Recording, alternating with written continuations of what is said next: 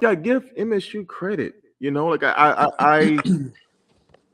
I was so impressed, and I was really today made a believer in Mel Tucker that he's here to stay. As long as he wants to be an MSU coach, they're going to be a huge factor in the Big Ten East. And Mark Antonio was there today too. Ironically, gosh, he was.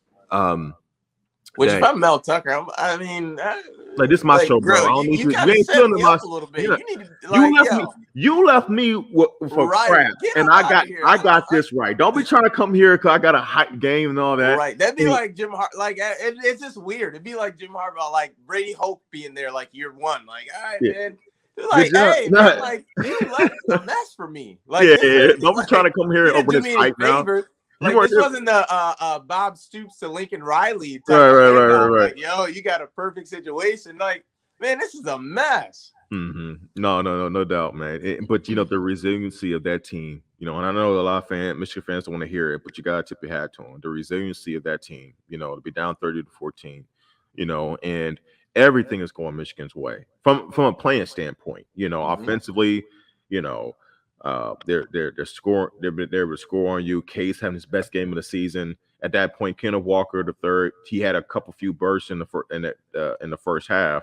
And Thorne had, no touchdowns, 2 picks. The strip sack, you're getting in the backfield. He's not really having time to throw. I mean, at that point in time, a lot of it's going Michigan's way, and they just kept, as they had like the sign, they kept chopping, man. They just kept coming and coming and coming, and it was like once they made the decision that they were not going to quit, nothing was going to stop them. I mean, offensively, it didn't matter.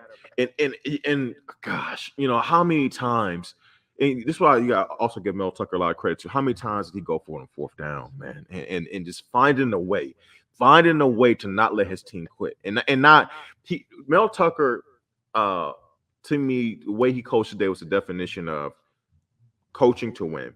Like literally coaching to win. Like I don't, recognizing the importance. They score. They're down with 30-14. They score a touchdown, and instead of kicking the PAT, like, oh no, we're gonna go for two.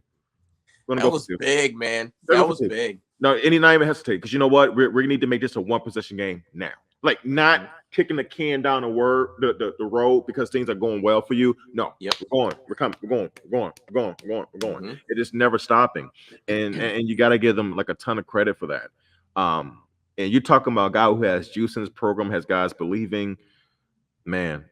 And and we talked about it. We talked about it on Wednesday, and people thought we were crazy because we had the edge. A question that I saw on Twitter, and I had asked you and Mark of who's got the coaching edge in this game. And I last night was just kind of hanging around and went through some comments on the video, but a lot of people are just like, well, Mel Tucker's never been in a game this big. This is only his second season as being a head coach, and so many other things. And I'm like, I get it, but we have 7 years of data to show us what Harbaugh does against top 10 teams on the road. Like more often than not, it doesn't go well.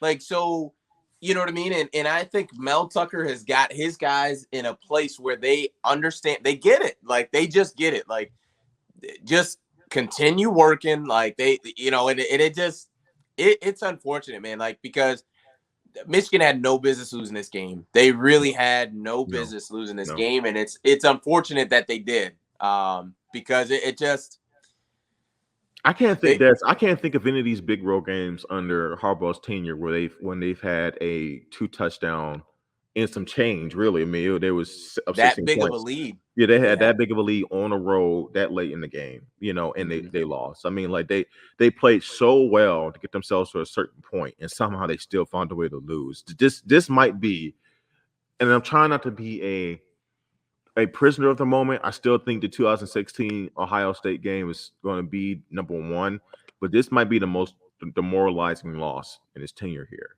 because and I can make a good argument for it, because for one, this is year 2 in Mel Tucker, the embarrassing loss last year, the sense of urgency to turn things around because of this past offseason and all the questions about the program, right?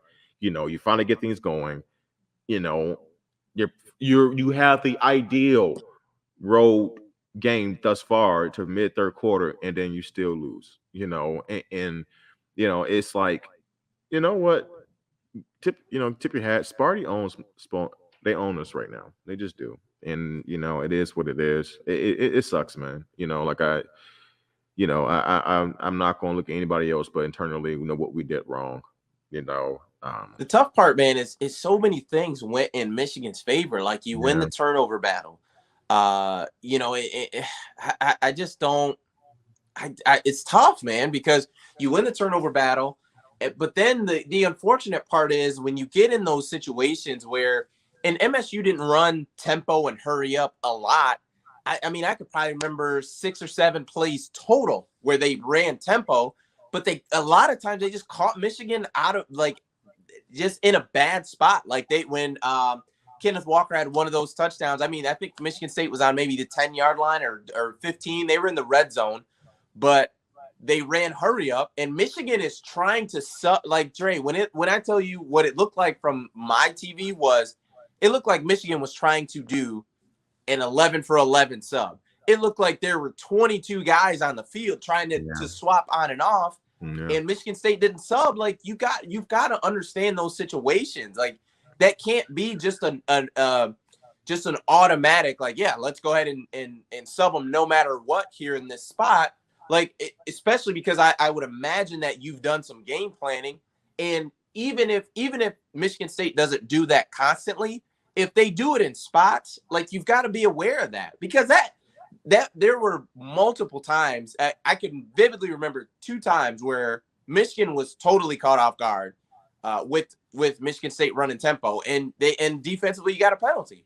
Like so it doesn't seem like a huge deal, but when it's in those crucial moments, like it is a huge deal, and that goes back to coaching. Like that goes back to situational football when it's like, when the game's on the line, like we get a first down, we understand that they're getting ready to sub, and let's go hurry up and let's try to run a quick sweep and try to get some free yards, and it wasn't even free yards. They got a touchdown. They scored a touchdown on one of those tempo plays, and it just I don't know. This. I'm sorry. I'm looking at the comments. You guys really want to put blame on the 18-year-old kid?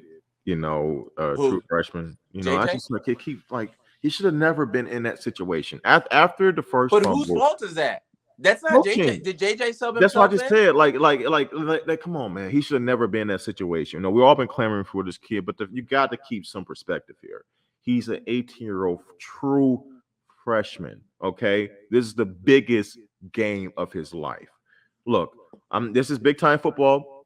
Much is given, much is earned. I understand that, but to a certain point, to put the weight of this game on that kid, man, I just think you're doing him a disservice. The game wasn't lost because of that. The game, to me, the game was lost earlier than that when you're subbing him in, because you had a quarterback who was playing at a top 5 quarterback in the country level today.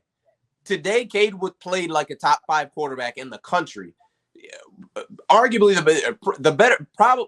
arguably the best quarterback in the Big Ten today. Mm-hmm. He was dialed in. There was no reason to pull him out of the game. Mm-hmm. And if you want to say, well, JJ fumbled it, it should be his fault. Well, guess who put him in the game? When the guy playing ahead of him is playing well, dialed in, ends up throwing for over 340, 350 yards, like whose fault is that? Like and the unfortunate part is JJ has already shown tendencies to have bad reads in the zone run game. He did that multiple times. We've already seen that happen. Yeah. So you continuously to put him in the game, and you understand he has tendencies to have the, I don't know if you want to call it hero complex or whatever you want to call it, just a tendency to make bad reads. As most kids do his age, man. This is what happens. That kid's from the moment we've talked about this off streaming and stuff like that. That he's been pro Gold Blue, pro Michigan ever since he was still in high school. He's been not yapping his mouth, but he truly wants to make an impact. And I feel like a JJ apologist. I just but the point is that I've seen my fan base, when we get the new kid, new quarterback. We want to we herald them, and then the minute they're not who we think they are, we want to trash them. And JJ really hasn't really even had his opportunity yet. Like his real opportunity to grow. This is your job. Now let's see what you can do. He was put in a few situations today. He did not take care of the football, but there was nowhere near on him. There were a lot of factors, especially defensively. We're not talking about defense enough. Defensively, we gave up 37 points today, guys. 37. Come on, man. Like, it's a multitude of things. And also MSU playing a hell of a game too. And to address Ben, check out our halftime show, because we both talked about it. There was at halftime, we both felt there was no reason for JJ to be in the game other than you trying to keep a 5-star kid happy and on your campus. So there really was no there. I just didn't feel like you needed to.